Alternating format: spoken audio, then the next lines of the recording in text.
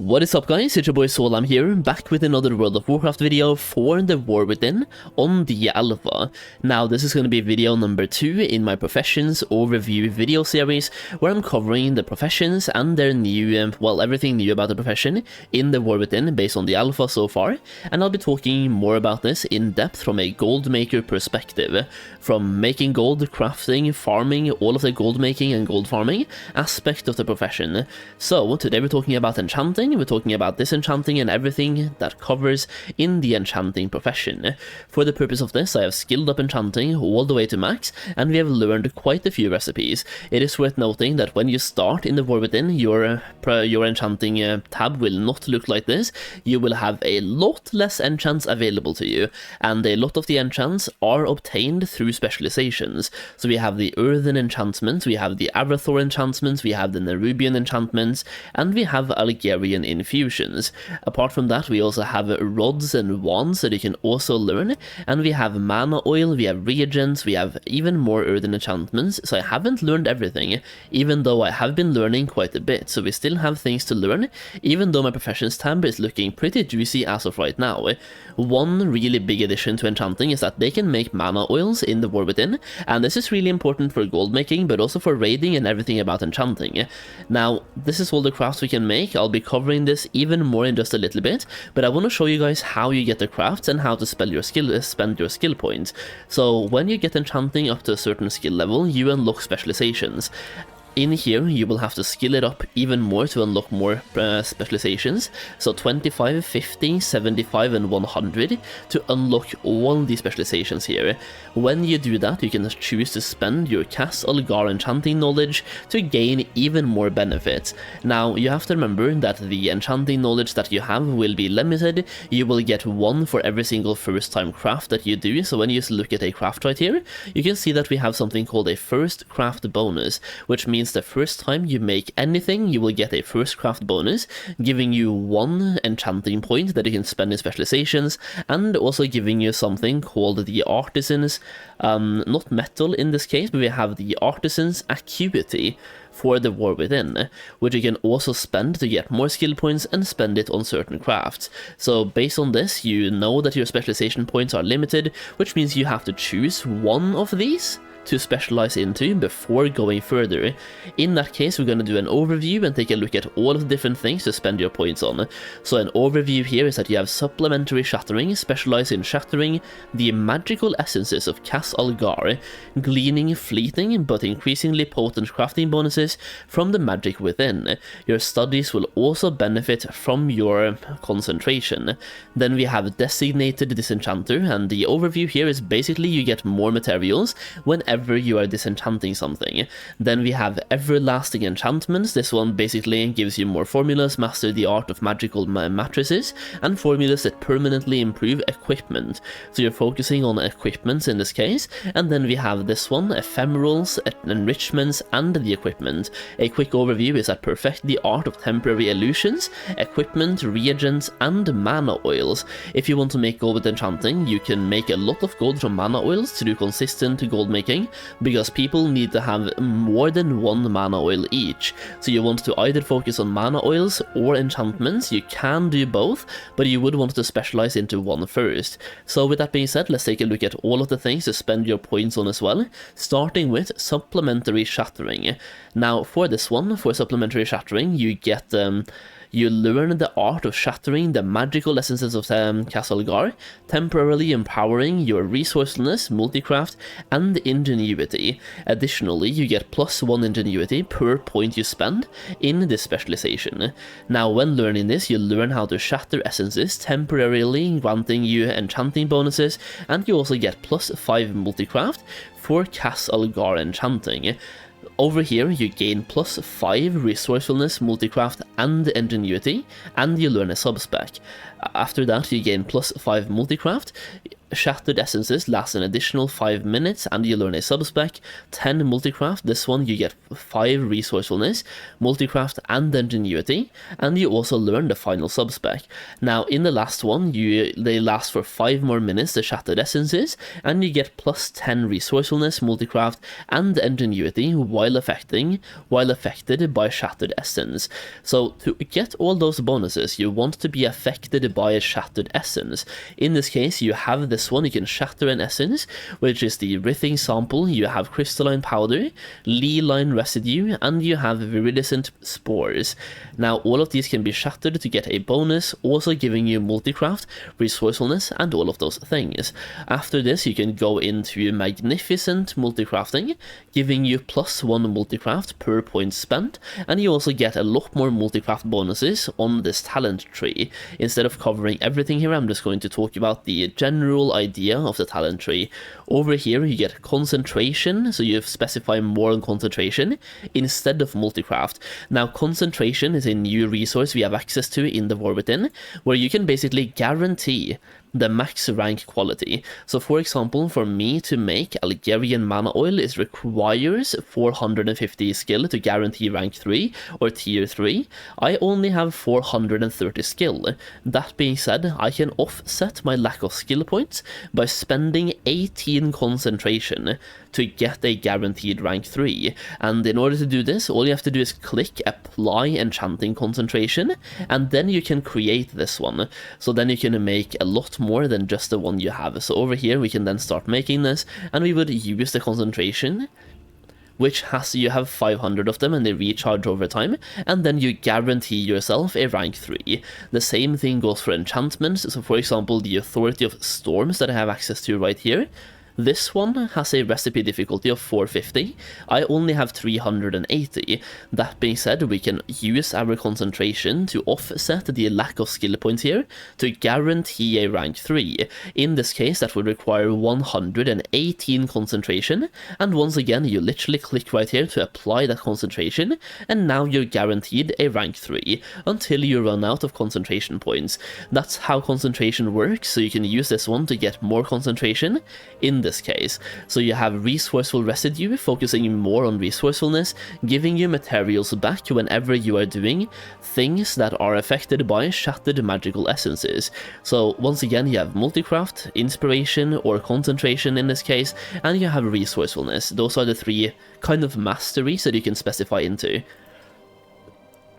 When it comes to the Designator Disenchanter, this is going to be what you want to have on your character if you're number 1 farming, or number 2 you want to have a designated disenchantment character to send the greens to, or even if you're raiding, for example, you can disenchant your gear when you get upgrades, and then you can get a lot more value back for disenchanting.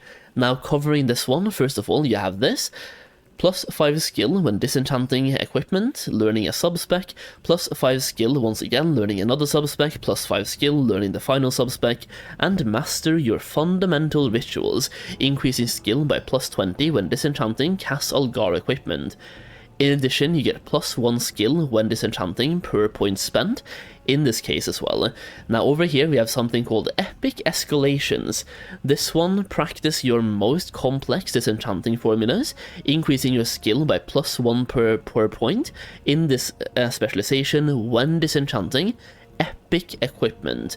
And on this you get plus 5 skill, plus 5 skill, plus 5 skill, and you have a chance to extract some of Cas Algar's native made magical essences when disenchanting epic equipment, plus 10 skill and plus 20 skill.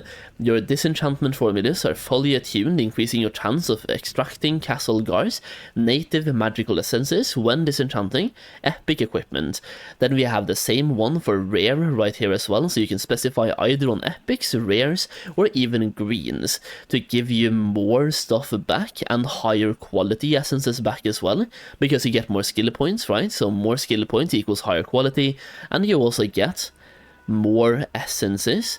Like for example, your chances of creating additional storm dust when disenchanting uncommon equipment is increased, so you literally just get more stuff back while disenchanting.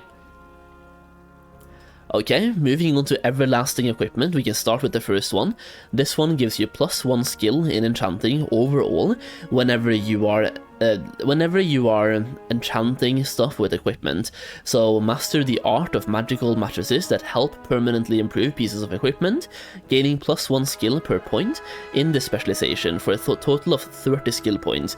You also get +5 skill for all permanent enchantments, as you can see, learning a subspec, +5 skill, learning another subspec, +10 skill the final subspec, and then we have +10 crafting speed and +5 inspiration and resourcefulness while crafting permanent enchantments. So in this one you're focusing on permanent enchantments, that's pretty important to know, and then you can focus on either the earthen enchantments right here, or you can do Arathor alterations, or you can do a Nerubian novelties. And once again, going back over to enchanting, you can see you have earthen enchantments, you have Arathor enchantments, and the Nerubian enchantment. So you just have to make a choice here of what you want to focus on, and as you can see, the Nerubians focus a lot on speed, leech, and also avoidance.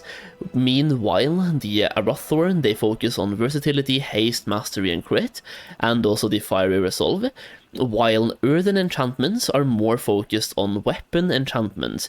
So we have Authority of Storms, we have Crystalline Radiance, so for example, main stats, we have main stats on this one, and over here we have Ingenuity by 32, which is pretty good for crafting equipment and crafting stuff. This one, once again, a weapon enchant for critical strike, so you just have to make a decision on what you want to focus on when it comes to your enchantments, exactly what you want to do and so on. And for this you basically have to look at the pre-bis lists whenever the War Within comes out, or before the War Within comes out as well, to figure out which enchantments are simming the best for certain classes, and then focus on the enchantments that are on the bis lists, because those are the ones that will usually go for the most amount of gold.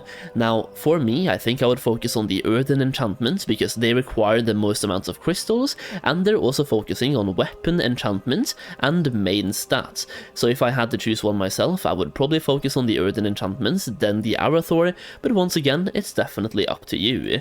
And that's basically how this one works. As you can see, you can specialize further in certain kind of aspects of that enchanting. So you have, for example, the earthen enchantments, you can focus on weapons, you can focus on tools, or you can focus on the bolstered breastplate, aka armor enchantments. So, with that being said, we have the final one, the final specialization that you can go into. It's called Ephemerals, Enrichments, and Equipment. Perfect the art of temporary illusions, equipment, reagents, and mana oils. So starting with the first tree here, we have the Ephemerals, Enrichments, and Equipment once again. This one gives you +1 skill point in the specialization when doing any sort of enchantments related to illusions, equipment, reagents, and consumables. So once again, having a higher amount of skill points can guarantee you a higher rank, or push you further to having a better chance at getting a higher rank. In this case, you get +5 skill, you unlock a subspec, +5 skill, another subspec, +10 skill, the final subspec, and at the end you get +5 inspiration and resourcefulness, and some crafting speed. Now after this, you can start going into your subspecs. So once again, you have this one, Deceptive Decorations, giving you +1 skill in the specialization while crafting temporary illusions, and you're focusing on temporary illusions the entire way here. Then we have Exquisite Equipment. This one specializes in the art of synthesizing. I think it's just going to be like equipment. They haven't really fully mapped out the text here for this one, but you're focusing on equipment.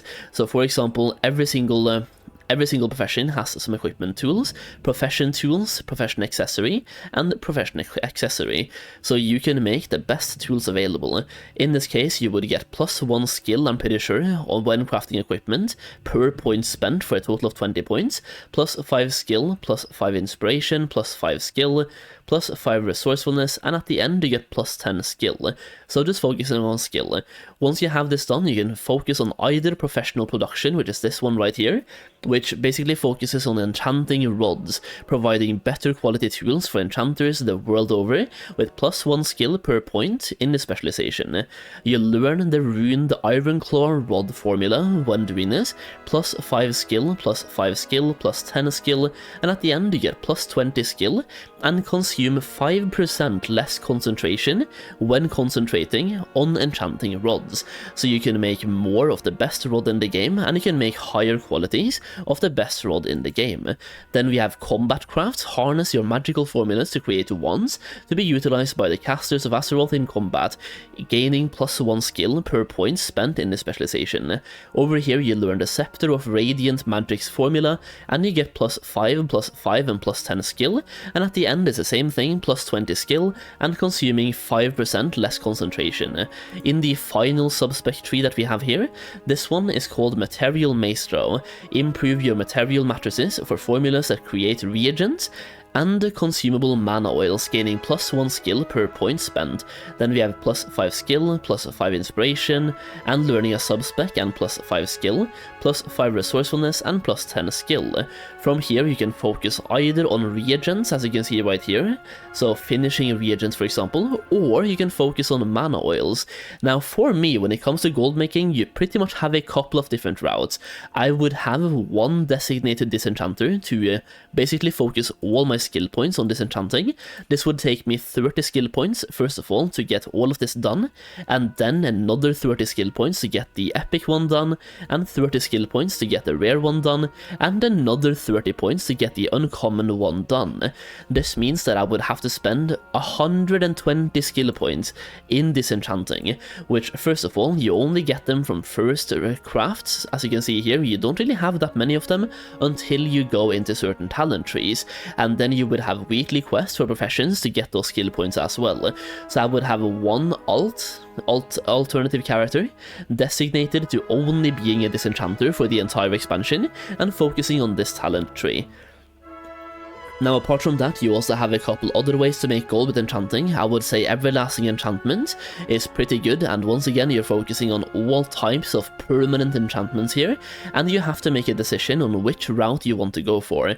As I already covered, I would go for the Earthen one first, and then the Arathor, and then the Nerubians, most likely, because once again it depends on what's on the BIS list when it comes to the raid coming out, because people want to have the best enchants they can have on both their armor pieces and also their weapons, so pay close attention to the BIS list whenever they're available.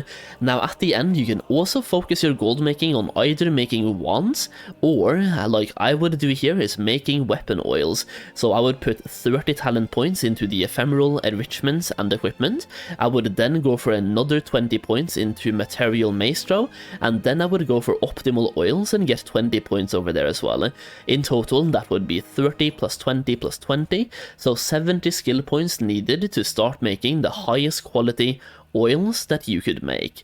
And that's basically all I have for enchanting so far. It's been 17.5 minutes of me trying to explain enchanting based on the War Within alpha, and a little bit of my early thoughts on the profession.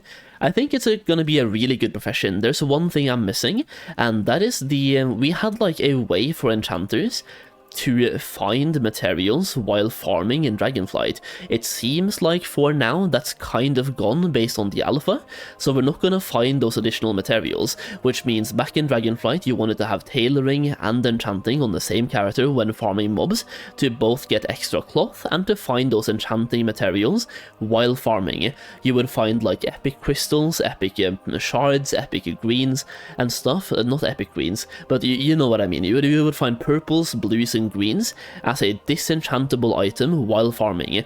That does not seem to be there as of right now, which means that kind of way to make gold with enchanting might be gone unless they add it back in, but enchanting still looks like a really promising profession, especially with the mana oils coming in now. That's going to give you a constant, like those are going to be in demand with the entire expansion.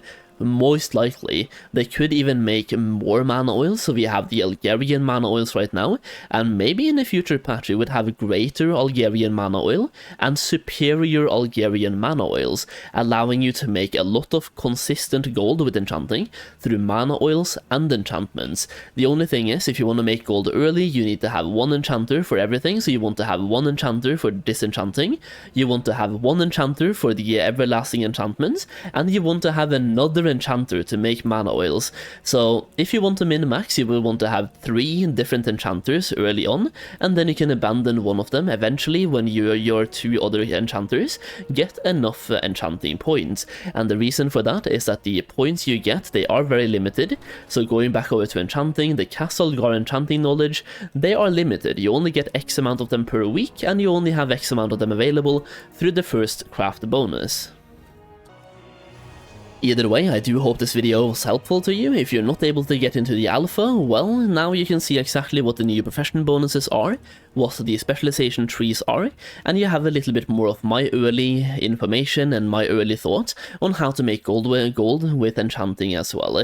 If you enjoyed the video, leave a like down below, and let me know which professions you're going to be running in the War Within in the comments down below as well. If you want to make more gold in the War Within, do consider following me on Patreon. We're gonna have several in-depth gold making posts for the War Within on my Patreon page as well, so definitely if you want to make more gold, Patreon is going to be the place to be. Alternatively, if you want to have a one-stop shop for everything gold making, I do have gold making guides for the War Within, Season of Discovery and Cataclysm Classic that you can also check out. So I'm already working on the War Within one that you can check out as well. So check out my gold making guides, the link will be down below in the pinned comment or the video description, and you can also check out my Patreon for in-depth gold making posts and also early access to gold making videos. That way you can use the farms before they become overpopulated, and you can do the crafts while they're insanely good. We had ways to make tens of millions of gold at the early stages of Dragonflight, and we're going to be emulating that process in the War Within as well. So consider supporting me through Patreon or my gold making guides, and I will do my absolute best at helping you make gold in the War Within. Either way, thank you so much for watching the video, I really do appreciate it, and I will see you again in the next video. Okay, peace out.